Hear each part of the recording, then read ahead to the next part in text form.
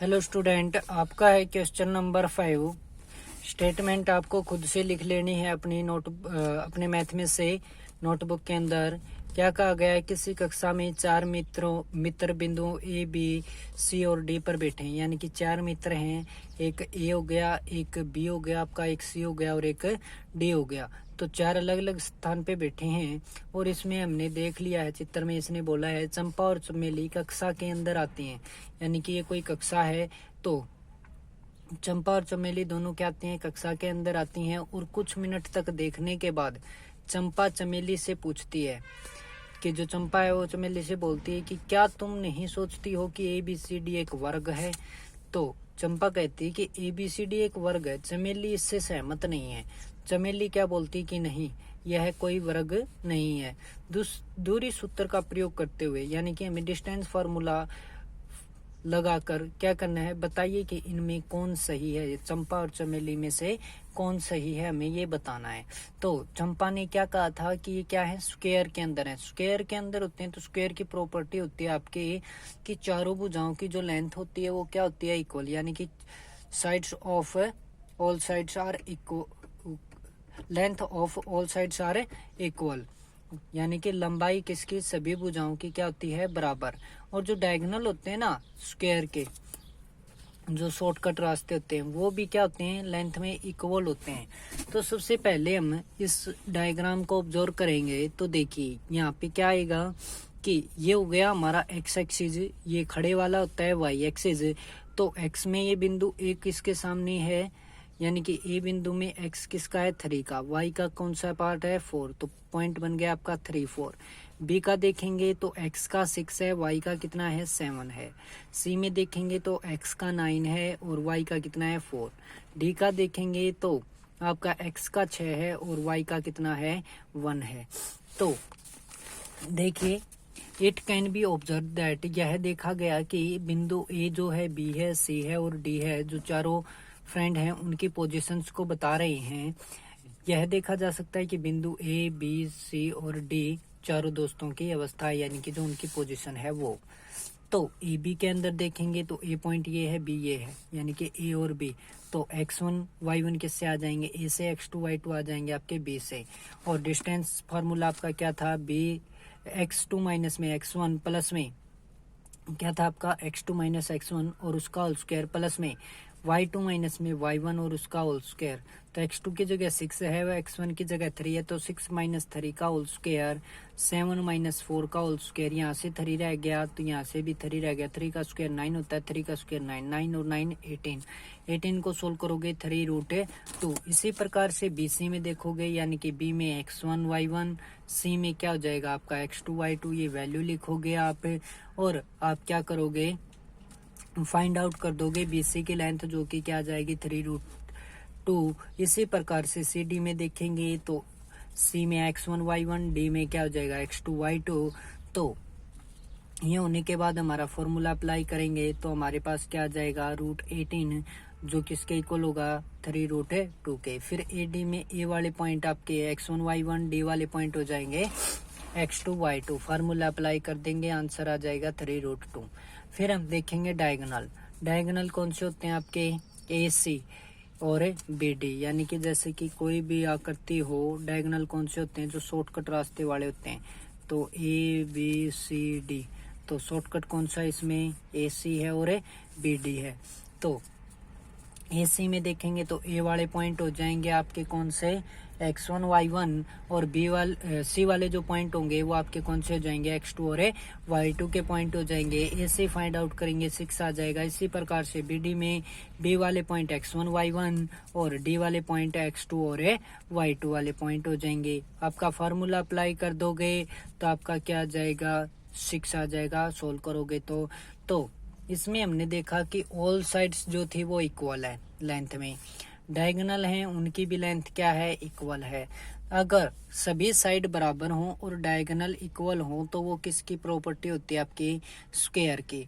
तो यह देखा जा सकता है कि क्या है कि सभी जो साइड्स हैं क्वाड्रिलेटरल, यानी कि जो चतुर्भुज बन रहा है आपका, all sides of this quadrilateral ABCD are of the same length, जिसकी भुजाओं की लंबाई क्या है, समान है।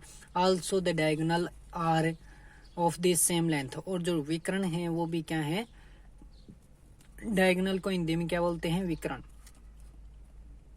विकर्ण है उनकी भी जो लंबाई है वो समान है। तो therefore ABCD is a square, तो जो ABCD है वो क्या बनेगा, आपका स्क्वायर बनेगा। तो चंपा क्या है, सही है, चंपा वाज करेक्ट, तो चंपा क्या थी, सही थी। ये आप लिख दोगे। यह देखा जा सकता है कि चतुर्भुज की सभी भुजाओं की लंबाई बराबर है और साथ ही दोनों विकर्णों की लंबाई भी क्या है, एक समान है, इसलिए ABCD एक क्या है, वर्ग है, यानी कि स्क्वायर है, अतः चंपा सही थी। अब है आपका क्वेश्चन दे दिया, name the type of quadrilateral formed, यानी कि आपको क्या बताना है कि कौन सा चतुर्भुज बनेगा, ये आपको बतानी है। If any by the following points, जो आपको ये पॉइंट दिए गए हैं इनके द्वारा, and give response for your answer, और किस प्रकार से आपने उसका उत्तर दिया है, अपने उत्तर का जो रीजन देना है, रिस्पॉन्स नहीं रीजन, तो रीजन भी बताइएगा आपने। तो हिंदी के स्टेटमेंट हो जाएगी, निम्नलिखित बिंदुओं द्वारा बनने वाले चतुर्भुज का प्रकार यदि कोई है तो बताइए तथा अपने उत्तर के लिए कारण भी दीजिए। तो ये क्वेश्चन आपको खुद से करना है। इसको ए मानोगे BCD, ठीक है, इसमें भी ABCD, ABCD, ये 4 पॉइंट हो गए आपके। तो सबसे पहले देखिए कि स्क्वायर अगर बनेगा तो उसके लिए क्या क्या बातें होंगी। Length of all sides are equal, ठीक है, यानी कि मान लेते हैं कि ये कोई स्क्वायर है, ठीक है, स्क्वायर है तो इसकी क्या होंगी, सारी की सारी भुजाएं क्या होंगी, बराबर होंगी, ठीक है, यानी कि ABC और D, AB भी इक्वल टू CD, CD किसके से, एक भी किसके, BC के, BC किसके, CD के, CD किसके, AD के, यानी कि ये चारों की चारों इक्वल होंगी।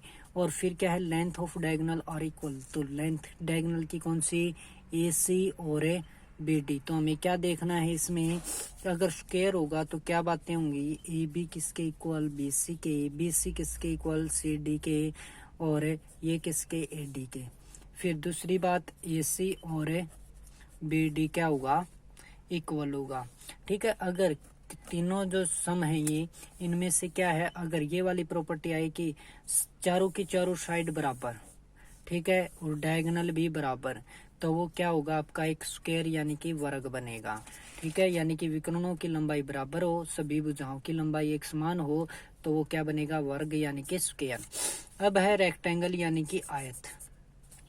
आयत के लिए प्रॉपर्टी क्या होती है कि अपोजिट साइड क्या होती हैं, इक्वल होती हैं। जैसे कि ये बना दी मैंने आयत यानी कि रेक्टेंगल, ये पॉइंट हो गया आपका ABC और D, तो AB जो है वो किसके इक्वल होगी, CD के, AB इक्वल टू CD, और AD जो है वो किसके होगी, BC के, यानी कि ये वाली भुजा इसके बराबर, ये वाली इसके बराबर, और जो डायगोनल होंगे वो क्या होंगे, दोनों इक्वल होंगे। तो लेंथ ऑफ अपोजिट साइड यानी कि आमने सामने की भुजाओं की लंबाई बराबर, and also length of the both diagonal are equal, यानी कि इक्वल, यानी कि विकर्णों की जो लंबाई होगी वो बराबर होगी। सबसे पहले AB है वो किसके इक्वल आए, इसके अपोजिट में कौन सी होती है, CD, ठीक है, और फिर BC के अपोजिट में कौन सी होती है, AD, ठीक है, और AC किसके इक्वल आए, BD के आए, तो क्या हो गया, ये आपका क्या बनेगा, रेक्टेंगल यानी कि आयत। अब है आपका जैसे कि पैरेललोग्राम बनता हो यानी कि समांतर चतुर्भुज, तो अपोजिट साइड की क्या होंगी, लेंथ इक्वल होंगी, और डायगोनल्स जो होंगे वो डिफरेंट होंगे। आमने सामने की भुजाओं की लंबाई समान हो तथा विकर्णों की लंबाई अलग हो, तो वो क्या होता है, आपका पैरेललोग्राम होता है, यानी कि समांतर चतुर्भुज। जैसे कि मैंने बना दिया ये हो गया A, ये हो गया B, और ये हो गया C, और ये हो गया D। तो जो AB है ये किसके इक्वल होगा, CD के। अगर AB आए आपका किसके इक्वल, CD के, ठीक है, फिर ये AD किसके आए, BC के, AD इक्वल टू हो किसके, BC के। अब देखिए पैरेललोग्राम के जो डायगोनल होते हैं ना, तो ये वाला बड़ा होता है और ये वाला क्या होता है, छोटा। तो दोनों जो डायगोनल है वो बराबर नहीं आएंगे लेंथ में, तो कौन सा AC बराबर नहीं होगा, किसके बराबर नहीं होगा, किसके, BD, यानी कि जो दूसरा डायगोनल है। अगर ये प्रॉपर्टी आती है किसी में तो पैरेललोग्राम, अगर ये वाली प्रॉपर्टी आती है तो वो स्क्वायर, अगर ये वाली आती है तो आयत। ठीक है, तो ये अपने आप से आपको करके देखने हैं।